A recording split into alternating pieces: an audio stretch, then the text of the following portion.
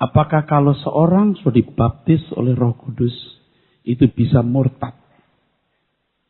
Ini menjadi masalah yang diperdebatkan hebat dalam sepanjang sejarah gereja sampai hari ini. Apakah orang yang sudah dibaptis Roh Kudus bisa murtad? Banyak orang berpikir kalau seseorang sudah dibaptis Roh Kudus, maka ia tidak bisa menolak pimpinan Roh Kudus atau tidak bisa murtad lagi.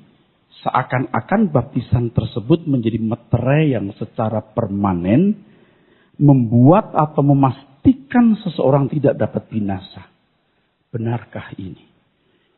Nah, untuk menjawab pertanyaan ini kita melihat Kejadian pasal 6 ayat 1 sampai 4. Ketika manusia itu mulai bertambah banyak jumlahnya di muka bumi, dan bagi mereka lahir anak-anak perempuan, maka anak-anak Allah melihat bahwa anak-anak perempuan manusia itu cantik-cantik. Lalu mereka mengambil istri dari antara perempuan-perempuan itu, siapa saja yang disukai mereka. Berfirmanlah Tuhan, Rohku tidak akan selama-lamanya tinggal di dalam manusia, karena manusia itu adalah daging, tetapi umurnya akan 120 tahun saja. Pada waktu itu orang-orang raksasa ada di bumi, dan juga pada waktu sesudahnya. Ketika anak-anak Allah menghampiri anak-anak perempuan manusia, dan perempuan-perempuan itu melahirkan anak bagi mereka. Inilah orang-orang yang gagah perkasa di zaman purbakala, orang-orang kenamaan. Ternyata paragraf ini bisa menjawab pertanyaan itu. Akarnya justru dari Kejadian pasal 6. Kalau Anda berkata, wah Pak Eros, bisa saja, nanti dulu. Dan menurut saya, Alkitab itu cerdas. Jadi dalam paragraf ini Roh Allah atau Roh Kudus sama. Cara berada Roh Allah yang berbeda.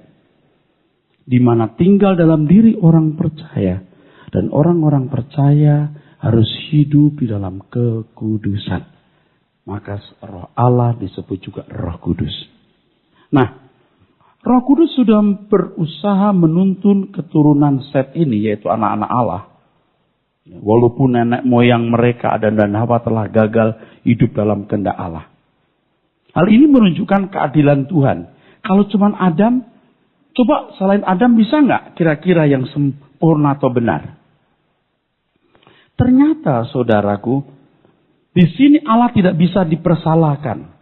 Roh Kudus pun mencoba untuk memimpin, Roh Kudus pun mencoba untuk memimpin anak-anak Adam dari keturunan Set. Tapi mereka tetap meleset. Dan akhirnya, saudara, Roh Allah undur. Rohku tidak selamanya diam. Din dalam bahasa Ibrani. Jadi Roh Allah itu sudah diam di dalam diri orang-orang itu. Dan saya mau tegaskan pada kesempatan ini kalau anak-anak Allah itu malaikat, salah. Salah, absolutely wrong. Sebab apa? Malaikat itu roh-roh yang melayani. Nggak mungkin roh tinggal di roh. Kecuali manusia yang memiliki daging, Roh Allah bisa menuntun. Tidak ada seorang pun manusia yang benar. Dipandang dari kesucian Allah. Dan itu terbukti ketika keturunan Set dipimpin Roh Kudus, tidak seorang pun mereka yang bisa hidup dalam kehendak Tuhan. Ternyata keturunan Set atau yang disebut anak-anak Allah menolak hidup sesuai dengan kehendak Allah. Tidak hidup sesuai dengan Roh Kudus. Sehingga Roh Allah undur. Mereka hidup menurut daging. Atau hidup dalam daging. Teks yang benar begitu. Hidup dalam daging. Ya, basar. Itu kalau dalam bahasa Yunaninya sarke, dari kata sarkos. Hidup dalam daging. Hidup dalam daging itu pengertian yang lain adalah tidak sesuai dengan keinginan Tuhan. Ada keinginan Tuhan, ada keinginan daging. Keinginan daging pasti berporos pada perkara-perkara duniawi, perkara-perkara materi. Sedangkan keinginan roh pasti berporos pada pikiran perasaan Allah. Mestinya sejak semula manusia harus hidup menurut pikiran dan perasaan Allah. Nah, oleh sebab itu Bapak Ibu Saudara-saudara sekalian, keselamatan dalam Tuhan Yesus Kristus itu adalah usaha Tuhan mengembalikan manusia kepada rancangannya, supaya manusia bisa memiliki pikiran dan perasaan Allah. Ya, orang yang hidup dalam daging itu tidak mungkin berkenan kepada Allah. Ya, untuk itu jangan berpikir yang penting percaya kita pasti selamat. Jangan berpikir begitu. Seorang yang selamat adalah seorang yang bermoral Allah, yaitu tidak hidup di dalam daging, saudaraku. Dan sebenarnya ini menggetarkan, saudara. Menggetarkan. Karena apa? Kita sering masih hidup dalam daging. Kita sering suka-suka sendiri. Dan terus terang itu menggetarkan. Kalau menurut saya menggetarkan. Buat saya menggetarkan, saudaraku. Ya. Karena kita masih hidup di dalam daging, artinya apa yang kita lakukan tidak sesuai dengan moral Tuhan. Tidak sesuai dengan kehendak Tuhan. Jangankan melakukan kehendak Tuhan. Mengerti saja belum. Dan banyak kita seperti bayi baru lahir yang matanya belum lihat, telinganya belum mendengar dengan baik. Dan inilah tanggung jawab saya yang begitu besar dalam pelayanan. Yang pertama saya ngurus diri sendiri dengan benar. Baru saya bisa merubah orang lain, saudara. Ya. Keselamatan itu sebuah proses. Bukan langkah satu hari. Orang yang bermoral Allah, orang yang tidak hidup dalam daging, itu baru selamat. Kalau Anda anggap saya berlebihan, you periksa Alkitab. Bukan saudara saja, saya sendiri gentar terhadap hal ini, gentar. Kecuali Anda tidak berminat. Ada kan orang-orang yang gak berminat? Ada. Orang-orang yang tidak berminat. Yang hidupnya seperti anak dunia. Ya. Gak bisa dibayangkan ketika tutup mata. Dia lihat kekekalan. Dia akan sangat menyesal. Dia telah buang waktu dengan begitu percuma dan sia-sia. Sekarang waktu kita yang sisa ini kita kejar untuk menjadi seorang yang memiliki moral Tuhan. Ini pun juga sudah rasanya sempit, saudara. Apalagi sudah usia 50 tahun lebih ini. Waduh, saudara.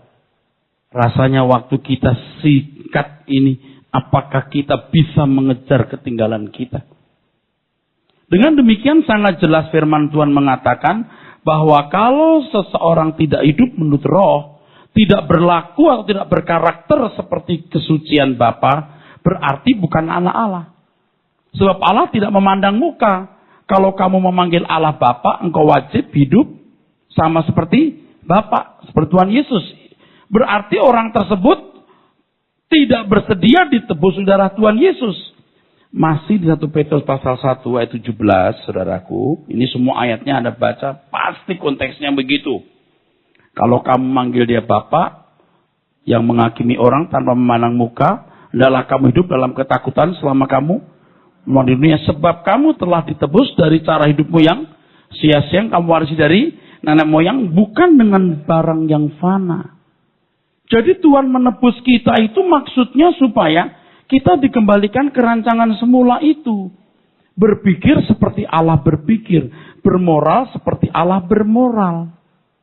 Itulah sebabnya Roh Kudus diberikan.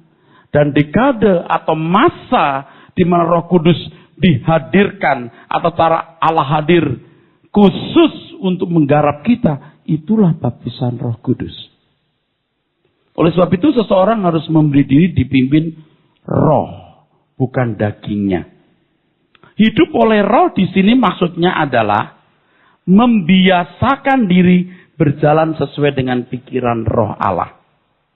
Kata hiduplah di Galatia 5 ayat 16 dari kata peripateo yang memiliki beberapa pengertian yang ringkasannya adalah biasakan. Biasakan hidup menurut roh, maka kamu tidak menuruti keinginan daging. Kalau dikatakan biasakan itu perlu waktu. Perlu kerjasama, perlu koordinasi, perlu sinkronisasi. Makanya waktu itu menjadi berharga. Dan Anda tahu firman Tuhan mengatakan gunakan waktu yang ada. Janganlah kamu bodoh. Pergunakanlah waktu yang ada. Vos peripati ete. Sama kata pers. Biasakan hidup. Janganlah kamu hidup seperti orang bebal. Tapi seperti orang arif. Hidup di situ peripati juga. Biasakan. Jika seseorang yang dipimpin Roh Kudus tidak bisa menolak pimpinannya, maka tidak perlu pembiasaan. Saya ulangi. Jika seseorang yang dipimpin Roh Kudus tidak bisa menolak pimpinannya. Jadi kalau Roh Kudus memimpin. Pokoknya pasti orang itu dipimpin terus sampai masuk surga. Tidak mungkin dia bisa menolak. Kalau pikiran kita begitu. Berarti tidak perlu pembiasaan. Kenapa disebut pembiasaan? Karena harus ada penyesuaian. Kenapa harus ada penyesuaian?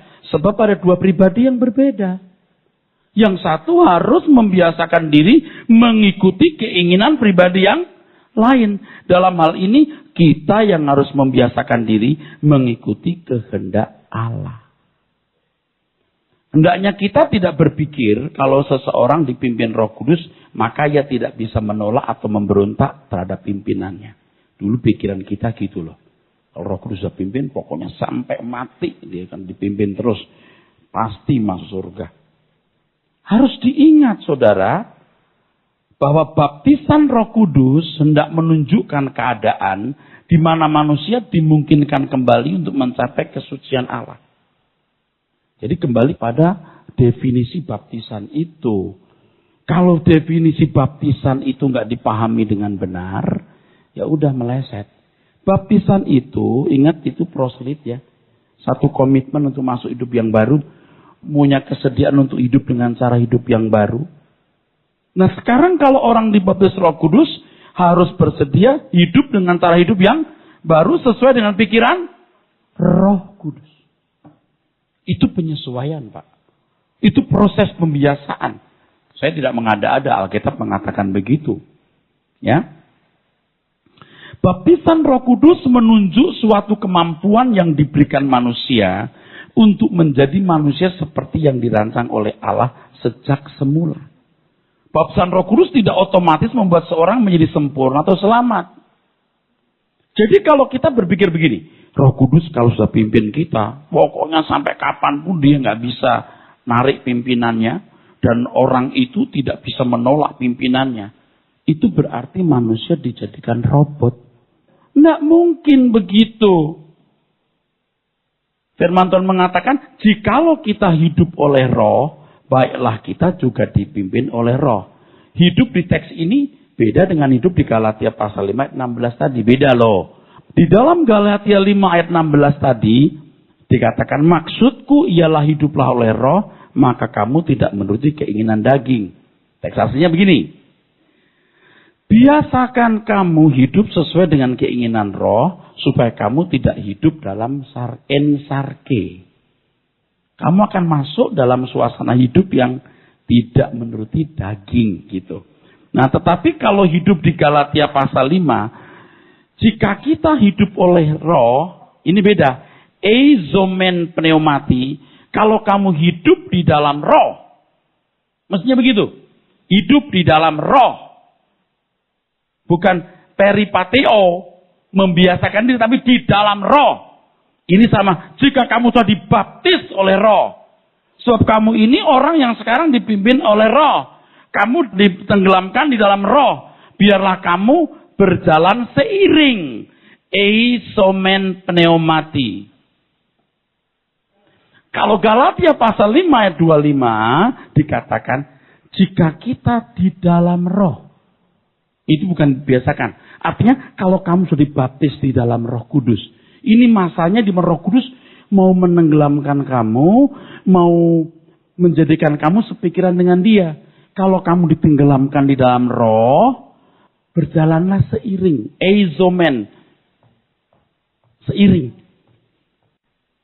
Jadi, Kata dipimpin di sini stoikomen atau stoiko artinya agree with, follow. Berjalan seirama, kamu setujui, kamu belajar menyetujui, belajar ikut, belajar seirama. Dalam hal ini Roh Kudus tidak mengatur kaki hidup kita. Kita yang mengatur kaki kita sendiri. Sekarang kamu menuruti keinginanmu atau keinginan Roh Kudus. Kita yang ngatur diri kita. Bukan Roh Kudus yang ngatur diri kita. Kita atur diri kita untuk seirama dengan Roh Kudus. Kalau dulu kita berkata, Tuhan pimpinlah aku. Ngerti nggak maksudnya apa? Tuhan tunjukkanlah jalanmu. Itu sebenarnya bahasa-bahasa yang kurang tepat kalau dipahami salah loh. Misalnya begini, Tuhan bimbinglah aku. Ya. Contoh paling gampang, orang cari jodoh. Tuhan bimbinglah langkahku, kan gitu. Begitu, ini kalau pria, lihat cewek cakep. Tuhan bimbinglah langkahku. Tapi dia tidak betul-betul mendengar suara Tuhan, tertarik bibirnya. Bimbinglah langkahku itu nggak ada artinya kalimat bimbinglah langkahku itu. Karena hatinya sudah tertarik. Mestinya dia nggak perlu tertarik dulu. Tuhan bimbinglah langkahku. Harus blank. Sampai menemukan apa yang Tuhan kehendaki untuk dilakukan. Masalahnya bagaimana punya kepekaan mengerti kehendak Allah. Itu masalahnya. Tanpa Injil orang nggak mungkin selamat. Sebab dengan Injil atau kebenaran orang bisa peka. Dengan peka orang bisa mengerti kehendak Allah. Dengan mengerti kehendak Allah orang baru bisa melakukan. Nah seperti contoh cewek. Cita rasanya lebih kuat dari suara Tuhan. Bagaimana dia bisa minta pimpinan Tuhan? Jangan punya cita rasa dulu. Blank dulu, kosong dulu. Baru Tuhan akan pimpin dia. Itu loh saudaraku. Jadi proses ini proses sinkronisasi atau proses penyesuaian diri. Bagaimanapun manusia tidak pernah kehilangan kehendak bebas. Sebab manusia harus bertanggung jawab. Kalau Paulus, kelasnya Paulus loh, lebih hebat dari Erastus loh. Dia bilang begini, beliau ini bilang begini.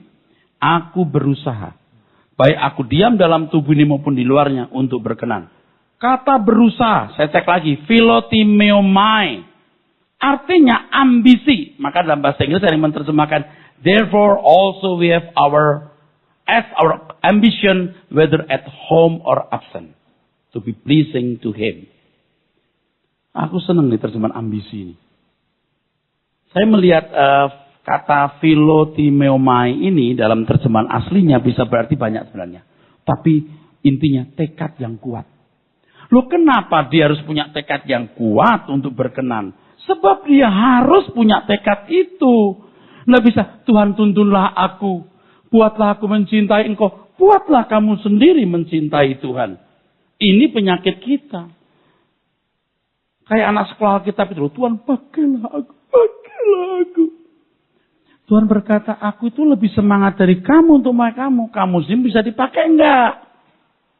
Kalau mau dipakai nih, belajar rajin, pinter, hidup benar, hidup kudus, sopan. Betul nggak? Kamu akan dipakai. Pakailah aku Tuhan. Tuhan mau pakai kita. Tuhan tolonglah supaya aku hidup suci. Kamu jangan ledek Tuhan ya. Biar aku hidup suci, tolonglah aku hidup suci Tuhan. Kamu jangan ledek ya. Kau pikir Tuhan tidak ingin kamu hidup suci? Kamu pikir Tuhan tidak ingin kamu hidup suci? Kamunya yang tidak mau hidup suci. Ini mesti dirubah pikiran-pikiran ini. Itu dulu kan juga saya lakukan. Berikan aku hati takut. Kamu mesti nggak takut sama saya. Paham nggak saudara? Tapi lagu itu nggak salah juga. Tuhan berikan aku takut. Tuhan bilang, oh kamu mengasihi aku. Oke, ku buat engkau takut padaku. Caranya gimana? Lewat segala peristiwa hidup. Makanya kalau anak Tuhan yang benar nih, salah dikit digebuk. Selesai nggak? Loh, amin? Orang lain salah nggak digebuk, kok digebuk. Aku buat kamu takut. Yang nanti akhirnya nggak usah digebuk, kamu udah takut sendiri, ngerti nggak? Jadi kita itu seringkali keliru, saudara. Aduh, saudara, kita mesti belajar, saudaraku, ya. Kata berusaha ini artinya niat. Niat atau ambisi tersebut harus lahir dari diri sendiri. Dari kita. Dan ini kabar baik. Saya tuh mengalami satu fase di mana saya merasa bersyukur. Ketika saya sadar, aku bisa hidup suci. Aku bisa luar biasa. Ketika saya belajar, itu tergantung diriku sendiri. Bukan mengecilkan Tuhan. Tuhan punya bagian dan aku punya bagian. Bagian dia tidak perlu kuminta. Misalnya bagian Tuhan itu sepotong. Jumlahnya 100. Aku gak perlu bilang, Tuhan 100 ya. Pasti. Pasti. Tuhan 150. Gak bisa. Karena bagianmu 100, bagianku 100. Setuju? 100 kita penuhi. Kisah dalam Kejadian pasal 6, 1-4 menunjukkan bahwa sekalipun Roh Kudus menuntun manusia, tetapi tanpa Injil manusia tidak dapat memenuhi tuntutan kesucian Allah itu. Itulah sebabnya dikatakan bahwa Injil adalah kekuatan Allah yang menyelamatkan. Jadi Roh Kudus pimpin mereka. Roh Kudus pimpin mereka. Tapi mereka tidak bisa hidup sesuai dengan keinginan Roh. Sebenarnya itu pesan penting buat kita. Bahwa Injil itu menyelamatkan. Firman Tuhan. Dari penjelasan ini dapat disimpulkan bahwa tanpa kebenaran Injil, tidak mungkin seseorang selamat. Tidak mungkin dikembalikan ke rancangan semula. Demi adanya Injil, maka Tuhan Yesus 3,5 tahun di bumi. 3,5 tahun Tuhan mengajar. Dan Tuhan pun berkata, pergi, jadikan semua bangsa, baptis mereka, ajar mereka. Melakukan segala sesuatu yang kuperintahkan. Kuperintahkan artinya yang kuajarkan kepadamu. Tanpa menerima dan mengerti apa yang diajarkan Tuhan Yesus, tidak akan selamat orang. Tidak akan selamat. Karena selamat itu sama artinya dengan hidup di dalam roh, bukan hidup dalam daging. Selamat itu artinya hidup dalam roh, bukan hidup dalam daging.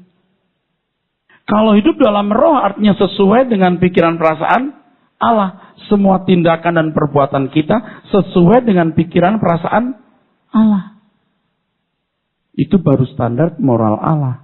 Itu baru namanya selamat. Nah, untuk bisa memiliki pikiran perasaan Allah, orang harus cerdas.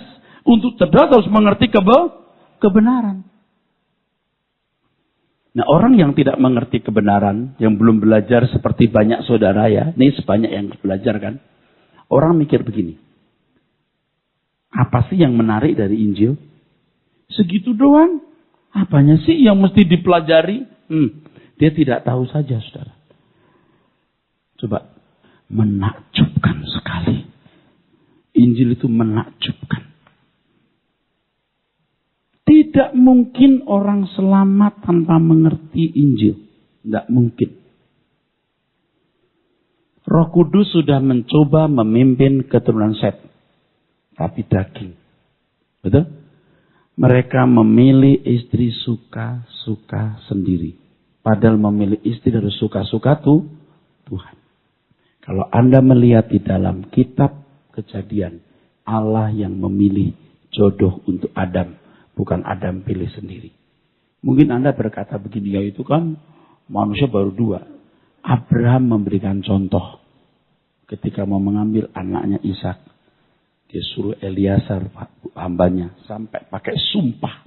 Sumpah, kamu tidak mengambil jodoh anakku dari sini, dari negeriku orang-orang benar. Dan Eliasar pun juga tanya Tuhan siapa jodoh. Betul nggak saudara? Ketika dibawa Ribkah, betul nggak? Ishak langsung cocok. Tuhan kan tahu selera kamu. Jangan mengecilkan arti Tuhan. Yang anak muda ini loh, kalau nanti gini, kalau aku tanya Tuhan jodohku siapa, Tuhan kasih yang aku gak nepsong gimana? Kamu percaya deh. Tuhan itu luar biasa. Hidup. Makanya dari sekolah minggu dididik, remaja didik, pemuda didik, dia punya gambar diri yang benar, dia paling ambil jodoh pun sudah gambar diri yang dia temukan. Nggak usah pakai doa puasa. Begitu ketemu orang, seret. Bukan. Langsung. Seret ngomong tetek. Bukan. Seret ngomong sebulan, 2 bulan. Nggak sejahtera. Langsung. Anda berkata, kapan dapatnya? Kalau enggak, ya enggak apa-apa. Kenapa? Ya. Anda bisa tahu kenapa Paulus sampai berkata terkutuk yang memberitakan Injil. Yang bukan Injil. Kan kita nggak boleh ngutuk, Pak. Tapi yang satu ini Paulus sampai mengutuk. Terkutuk. Saking setan bener. Setan bener. Kalau orang tidak mengerti Injil, dia tidak mungkin selamat. Amin. Jadi kalau sampai tidak diajarkan Injil di gereja, betapa jahatnya pendeta dan gereja itu. Saya nggak mengatakan saya paling benar loh. Anda pikirkan baik-baik deh. Melakukan kehendak diri sendiri itu otomatis bisa berlangsung. Melakukan kehendak Allah itu perjuangan, bro. Perjuangannya apa? You baca Alkitab, you ngerti Injil. Itu dengan sendiri punya kecerdasan. Nah masalahnya kan saya nggak bisa menjelaskan dengan bahasa yang lengkap. Gini loh. Apa hubungannya mengerti kebenaran lalu jadi cerdas? Kan saya nggak bisa jelasin. Kecuali Anda mengalami sendiri. Amin. You ngalamin nanti, tahu nanti bagaimana itu. You akan tahu deh. Sekarang contoh sederhana saja ya. Saya suruh membedakan ini mutiara asli sama palsu, nggak bisa tahu. Nggak bisa. Berlian aja nggak bisa bedain. Karena saya bukan tukang berlian. Tapi kalau orang tahu berlian kan, just. Wah ini berlian bagus. Kita nggak tahu. Kebenaran mirip sejajar. Anda kalau belajar terus, itu tiba-tiba kita cerdas, kita ngerti. Oh ini kehendak Tuhan, ini bukan. Ini begini aja. Yang selalu mendengar suara kebenaran. You buktikan. You dengar terus, beda nggak? Nah, beda nggak? Mulai ngerti. Yang ini nggak enak aku lakukan. Ngomong itu berlebihan, betul nggak? Yang ini saya nggak jujur nih. Aku ngomong begini nggak tulus nih. Mulai ngerti.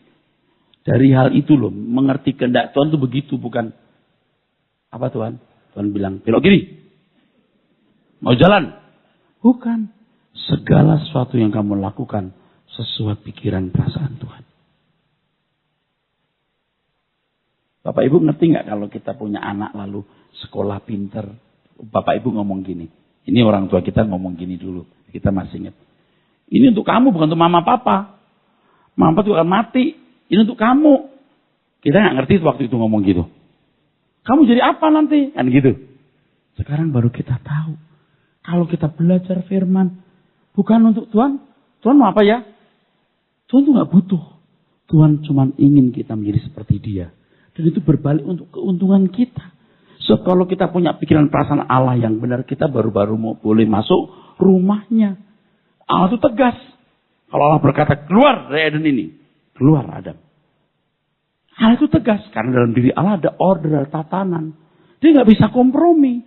Dia tidak pandang muka. Dia pandang perbuatan. Kalau Paulus berusaha untuk berkenan. Supaya dia pantas menjadi anggota keluarga Allah. Paulus berkata, aku kan rasul. Oh enggak. Aku tidak kenal kamu. Buang saja. Cuman Paulus tidak diperlakukan begitu. Paulus hamba Tuhan yang benar. Aku kenal kamu Paulus. Kamu telah berusaha untuk berkenan. Bapak Ibu ya, saya tidak bermaksud menghakimi lah. Kalau saya ngomong sama orang, pasti ngomong cet gitu. Pak, tapi Pak ini nih, saya udah tahu. Ini hati bengkok. Kamu itu nggak puas dengan keadaan ini. Oh maksud saya gini Pak, saya bukan marah. Kamu marah. Mulutmu yang bilang nggak marah. Saya sebenarnya nggak tersinggung Pak, kamu tersinggung. Saya rela loh Pak. Saya sebenarnya rela. Kamu nggak rela. Kita tahu rela itu gimana, nggak rela itu gimana, kita tulus itu gimana, mengampuni itu gimana. So we feel that. Kita rasa tahu.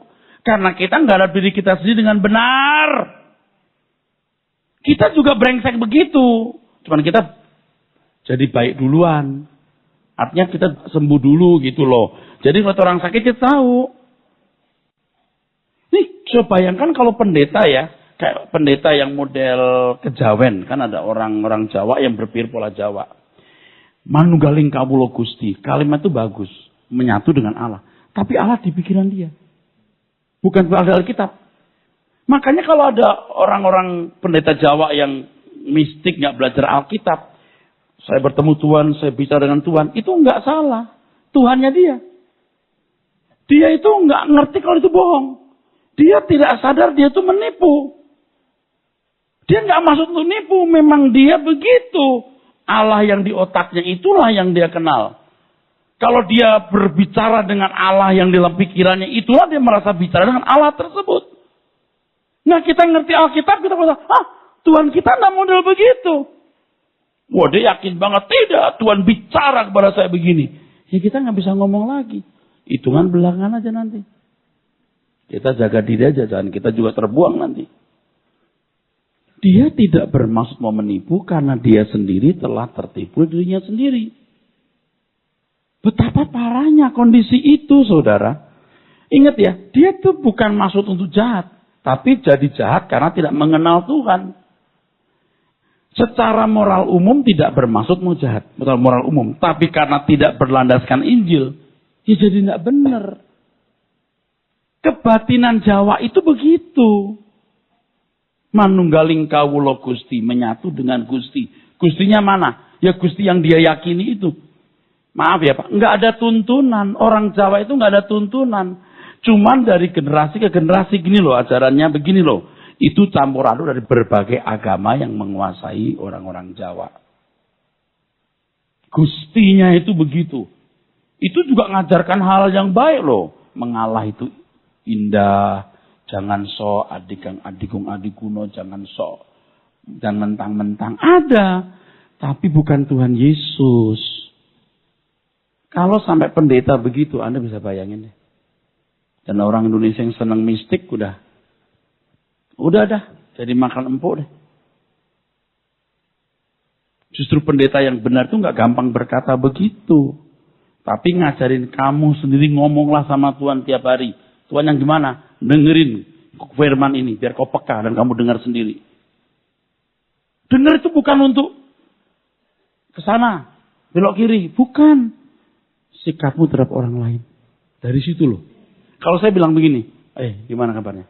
Sehat. Ini basa-basi enggak? Kan sebagai gembala bisa gini. Baik. Terima kasih ya. Nanti ya. Oke, terima kasih. Salam buat istri ya. Saya bisa nggak tulus loh. Dan ini bukan pikiran Allah. Pikiran Allah begini. Apa kabar? Ya. Tulus aja. Kalau nggak pengen ngomong-ngomong ya biasa aja. Terima kasih. Sehat. Cukup. Tapi polos saja. Tapi waktu itu apa kabar? Wah sehat ya sekarang ya. Gitu terima kasih ya. Kita sadar. Kok aku nggak tulus? Nah kita mulai sadar kita nggak tulus. Kalau dulu mana kita begitu. Kita kalau muncul aja. Terima kasih bro. Maka Anda melihat pendeta yang benar itu, kesederhanaan itu tetap nampak. Walaupun bajunya bagus, walaupun mobilnya bagus, walaupun kelihatan fisiknya ya luar biasa misalnya. Tapi tetap kesederhanaan tidak akan pernah lepas.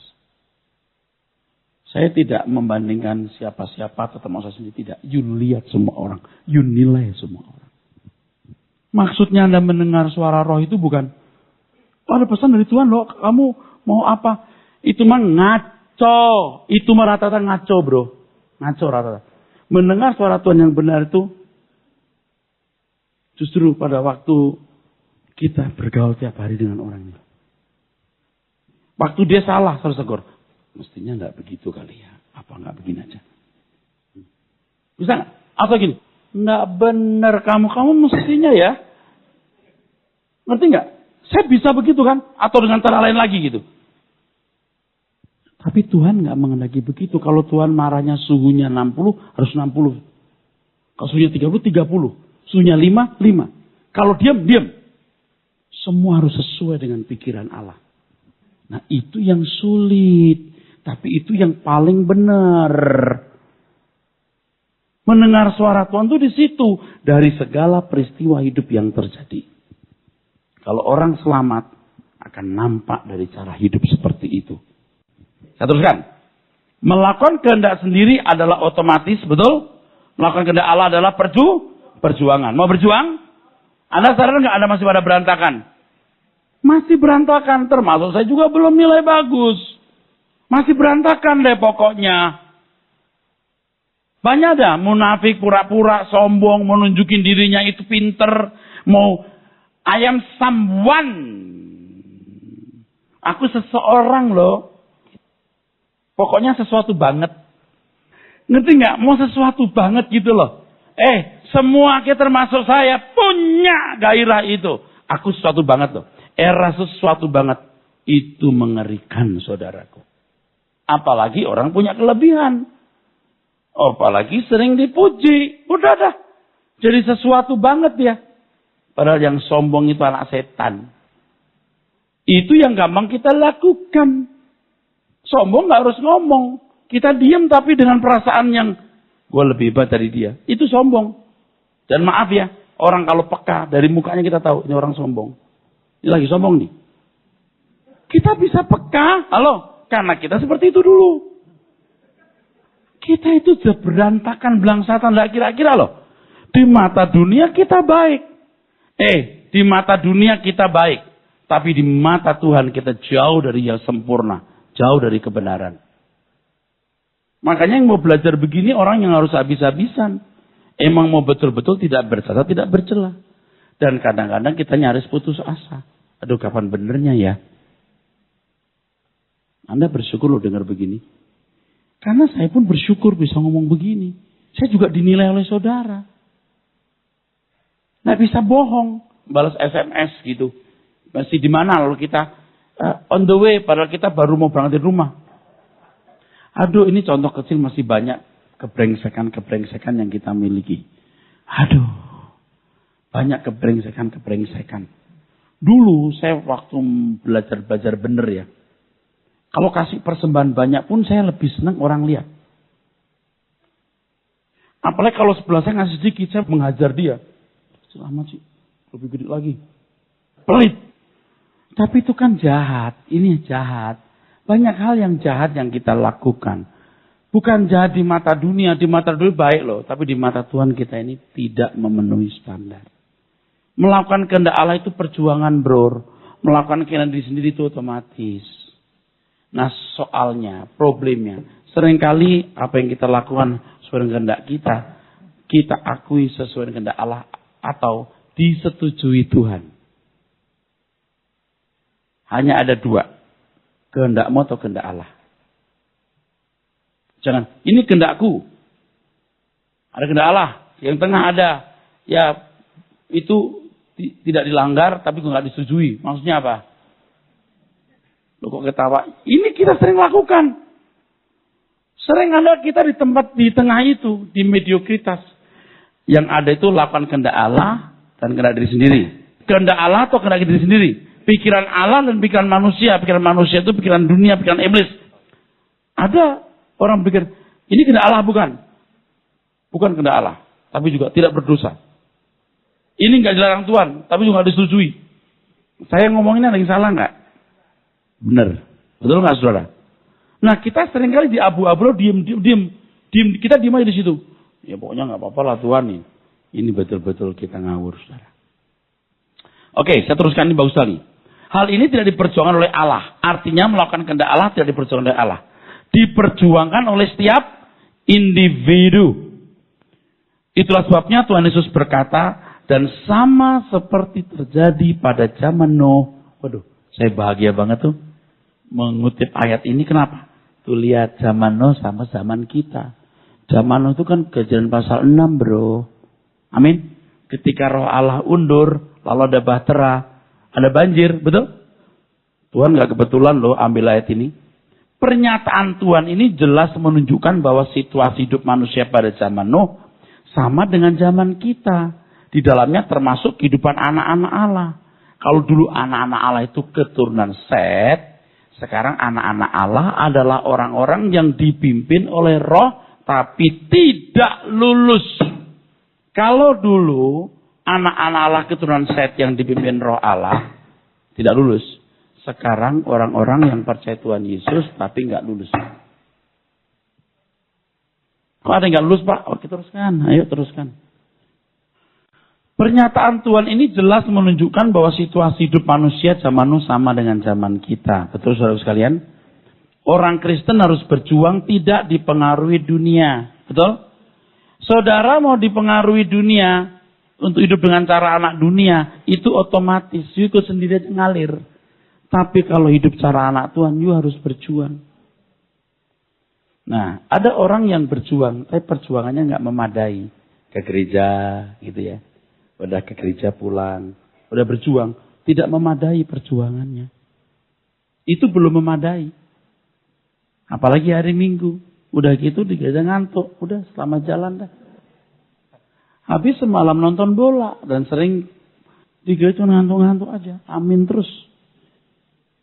Untuk tidak terpengaruhi dunia itu perjuangan hebat.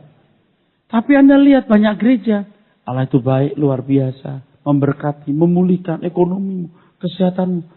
Ditutupi itu perjuangan harus dilakukan. Jangan terpengaruhi oleh dunia.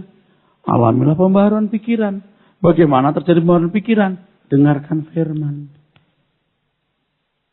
Ini, pikiran kita diubah dengan kebenaran ini. Dan terus terang ya, saya mau ngomong, saya membutuhkan banyak pembicara seperti saya ini. Kepada banyak orang. Kalau Aan bisa ke 2 orang, 5 orang, 10 orang. Sampai di antara saudara bisa khotbah. Saya ajari khotbah. Saya ajari khotbah. Seperti saya khotbah. Saya ajarin you belajar bahasa Yunani Ibrani. Saya ajarin Anda bisa khotbah seperti saya khotbah. Dan saya nggak takut saya disaingi. Kita akan pergi seluruh Indonesia untuk menyelamatkan banyak jiwa. Jadi Kristen sudah selamat? Belum. Selamat itu kalau bermoral Allah. Amin. Berpikir seperti Allah berpikir. Tidak hidup dalam daging. Tidak hidup seperti dunia sekitarnya. Seperti orang pada zaman Nuh. Ini juga sama seperti zaman Nuh. Orang makan, minum, kawin, dikawinkan. Otaknya dunia doang. Kita rela tinggalkan dunia, saudaraku. Nah, pada dasarnya zaman anugerah adalah masa di mana baptisan Roh Kudus diberikan. Agar manusia memiliki kemungkinan dan potensi untuk menjadi sempurna seperti Allah. Ini kalimat paling penting nih. Karena akan menjawab pertanyaan di atas tadi. Pada dasarnya zaman anugerah masa di mana baptisan Roh Kudus diberikan agar manusia memiliki kemungkinan atau potensi untuk menjadi sempurna seperti Allah. Oke? Hal ini bukan berarti membuat otomatis seseorang yang dipimpin Roh Kudus pasti bisa lulus menjadi seperti yang Allah kehendaki. Sebab itu tergantung respon masing-masing individu. Itulah sebabnya firman Tuhan menganjurkan agar seorang memberi diri dipimpin oleh Roh Kudus, bukan dipimpin dagingnya. Nah, kalau Anda membaca Efesus pasal 4 ayat 30, Anda juga bisa menemukan di sana, jangan mendukakan Roh Allah.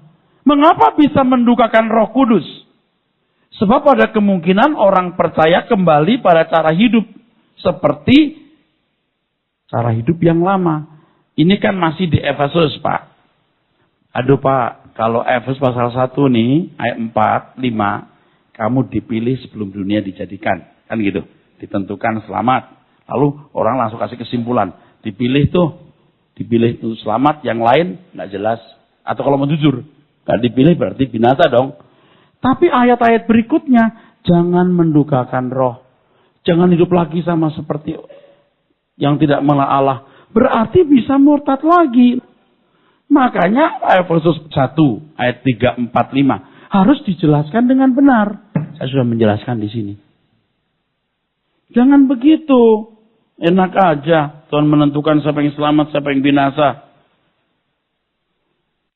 Kenapa Roh Kudus bisa didukakan? Karena kemungkinan orang percaya mendukakan, yaitu Roh Kudus yang diam di dalam hati.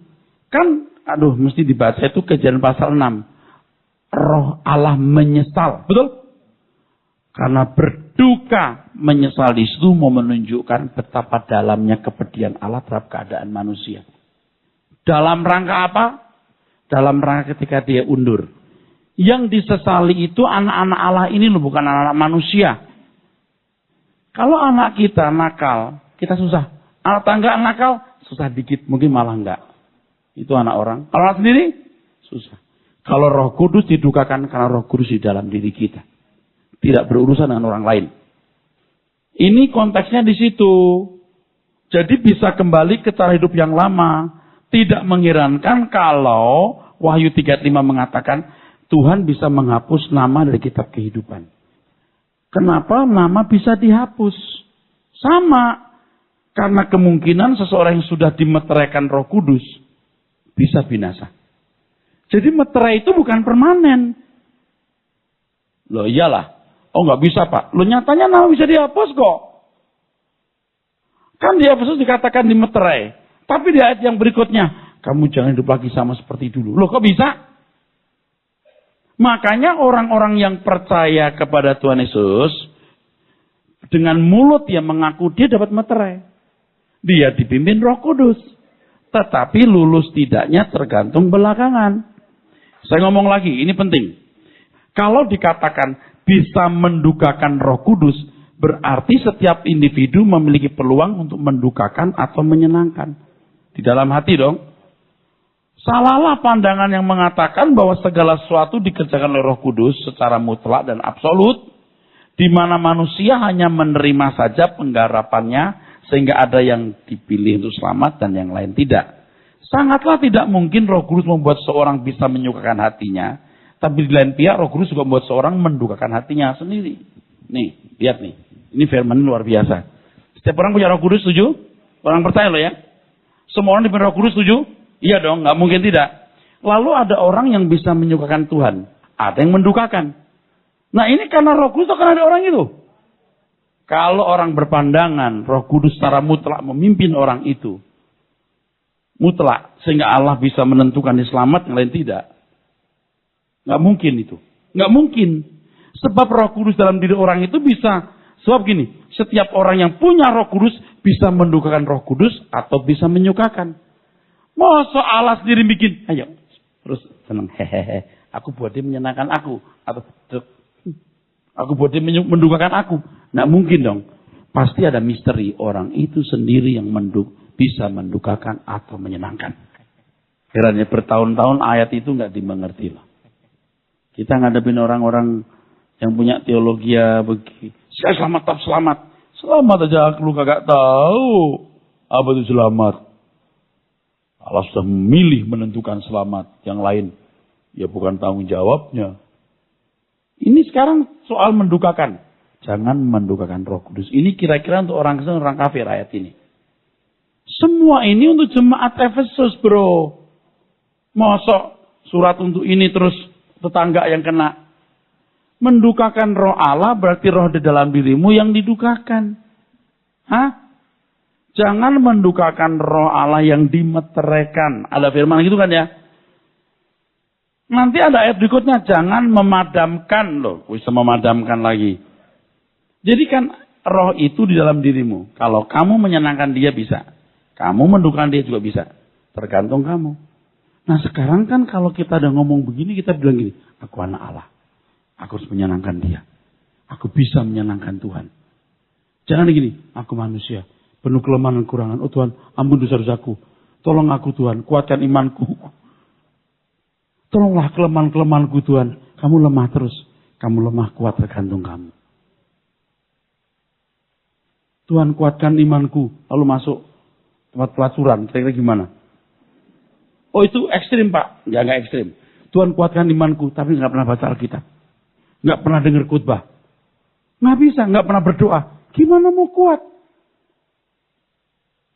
Kalau seseorang hidup dalam daging. Dan selalu mendukakan roh Allah. Maka Roh Kudus berhenti menggarap orang itu. Berhenti. Dia menghujat roh. Sampai taraf tertentu kalau seseorang tidak bersedia bertobat, ia menghujat roh. Menghujat roh bisa terjadi atas mereka yang sudah menerima pengharapan Roh Kudus. Nah, ini sama dengan begini, saudara sekalian. Sama begini. Seperti roh Allah undur dari anak-anak Allah zaman Set, roh Allah pun juga bisa undur atas hidup orang-orang Kristen yang punya meterai Roh Kudus yang namanya dihapus. Amin.